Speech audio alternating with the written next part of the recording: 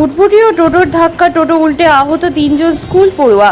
ঘটনাটি ঘটেছে করণদিঘি থানার বড়ি রসাখোয়া রাজ্য সড়ক 5 পীর গ্রামের কাছে। টোটো চালক মাহতাব হোসেন জানিয়েছেন, ভোপলা গ্রামে 3 জন পড়ুয়াকে টোটো বসিয়ে রসাখোয়া বাজারে মডেল পাবলিক স্কুলে নিয়ে যাওয়ার সময় ভুটভুটির সাথে টোটোর ধাক্কা লেগে উল্টে যায়। দিশান আলী বয়স 8, হাসান আলী বয়স 7, দুজনের মাথা ফেটে যায়, একজন আহত হয়। স্থানীয় বাসিন্দারা উদ্ধার করে রসাখোয়া প্রাথমিক স্বাস্থ্য কেন্দ্রে চিকিৎসার জন্য নিয়ে গেলে কর্তব্যরত চিকিৎসক প্রাথমিক চিকিৎসার পড়ুয়াদের রায়গঞ্জ সুপার স্পেশালিটি হাসপাতালে চিকিৎসার জন্য পাঠায়। রসাখোয়া ফাঁড়ির পুলিশ ভুটভুটি ও টোটো আটক করে নিয়ে যায়।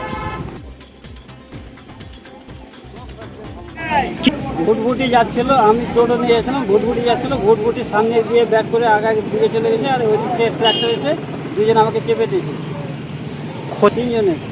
তিনজনে কি মাথায় চোট লেগেছে। কার? বাচ্চা, ছোটো ছোটো বাচ্চা, স্টুডেন্ট। স্কুল থেকে বাড়ি নিয়ে যাচ্ছিলাম। বাড়ি কোথায়? ভোপলা 5 পীরে। একটা জিসার নামে হয়েছে, আর একটা হাসান নামে, আর পাবলিক স্কুল। Modern public. এটা কি বাড়ি না, ওই রাস্তায় 5 পীরের কাছে।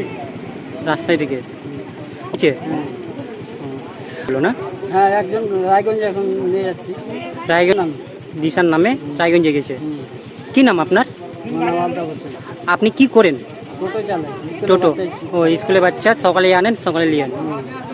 ঠিক আছে। ওরা কোথাকার ছিল? কোথাকার বলতে পারছি না আমি। ওটা কি নতুন ট্র্যাক্টর না?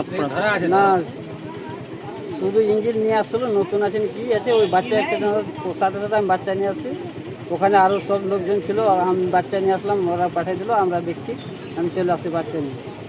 বাদ পেরে আছে, ওখানে গাড়িগুলো তিনটাই ছিল। ওখানে প্রশাসন, আমি শুনলাম যে প্রশাসন গেছিল। আপনি হসপিটালে গেল রায়গঞ্জ? ট্রান্সফার করলো রায়গঞ্জ।